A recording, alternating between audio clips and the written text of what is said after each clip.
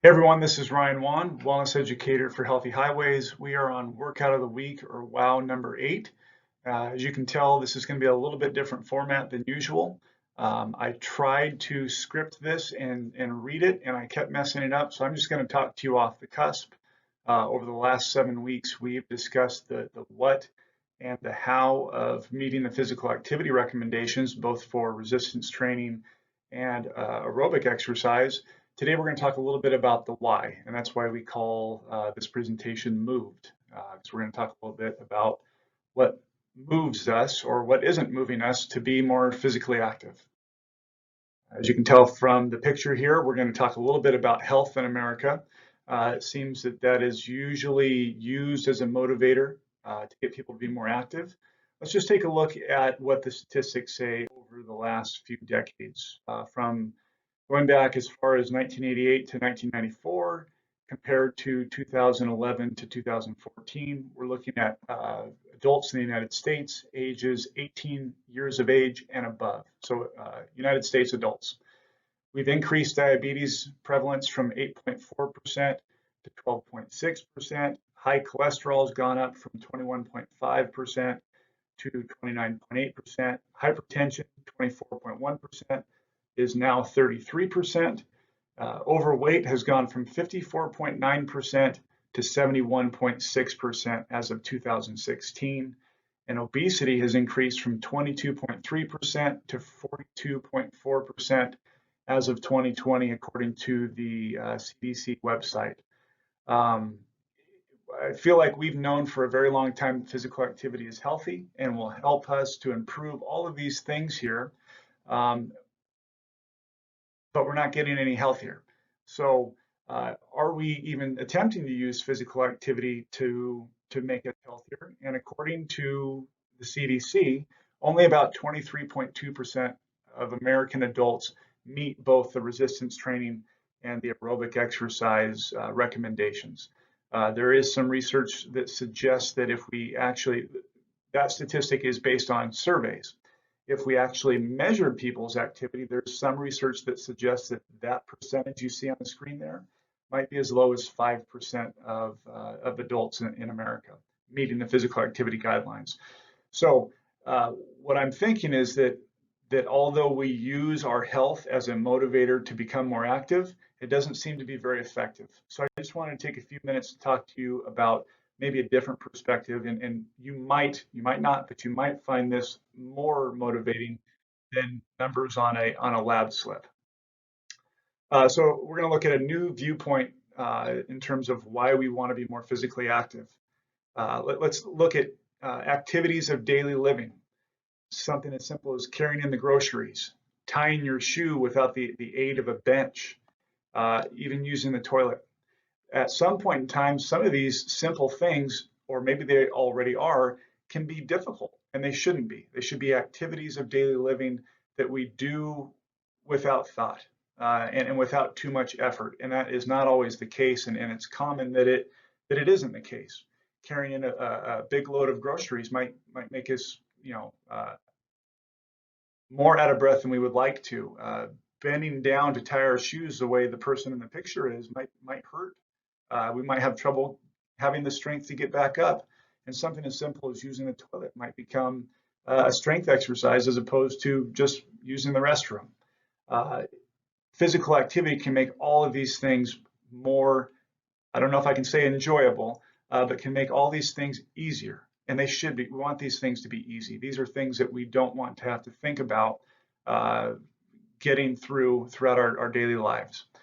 So maybe that's more motivating. I want to be more comfortable. I want a higher quality of life, and physical activity can be used to help me get there.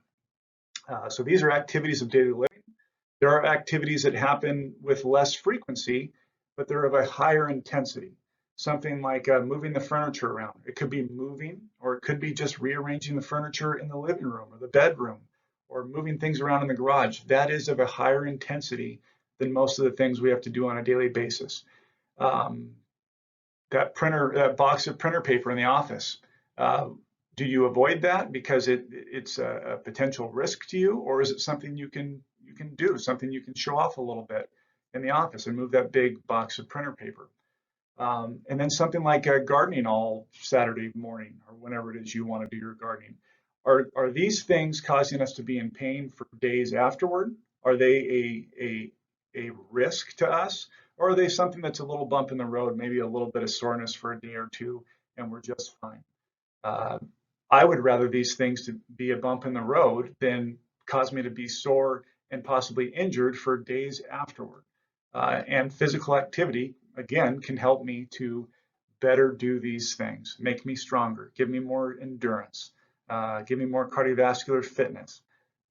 Physical activity can be used to improve how we do all these activities or if we do these activities. I'm not trying to fearmonger, but bad things do happen. Emergencies occur, okay, that could require all of our physical abilities, okay? All of our fitness could be required to keep ourselves alive or save other people. You know, physical violence is a reality. We want to be able to run away really fast or fight back really hard if we have to. At the same time, something as simple as an office fire or a home fire might require us to get down on the ground and crawl in order to save ourselves. If we haven't done that in decades, we could be in trouble when otherwise, if we were more capable, we could easily save ourselves.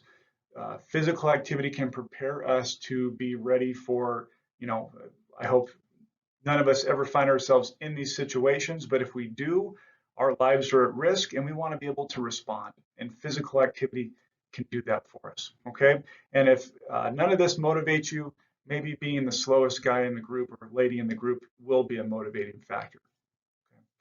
It's my attempt at some humor there. Last but not least, I've talked about activities of daily living, activities that happen on a less frequent basis but are of a higher intensity, dangerous situations. What I didn't cover is fun. Moving your body can be fun, and at one point in time in our lives, it was fun. In fact, most likely somebody had to tell you to stop moving at one point in time in your life. We've lost that. Most of us have, okay? And we can get it back little by little, all right? This is probably the biggest thing of all, enjoying moving your body. So what do? We basically, we copy, this is a picture of a guy named Milo, and I'm going to wrap this up. Milo was a 6th century Greek wrestling champion. He was a multiple year champion.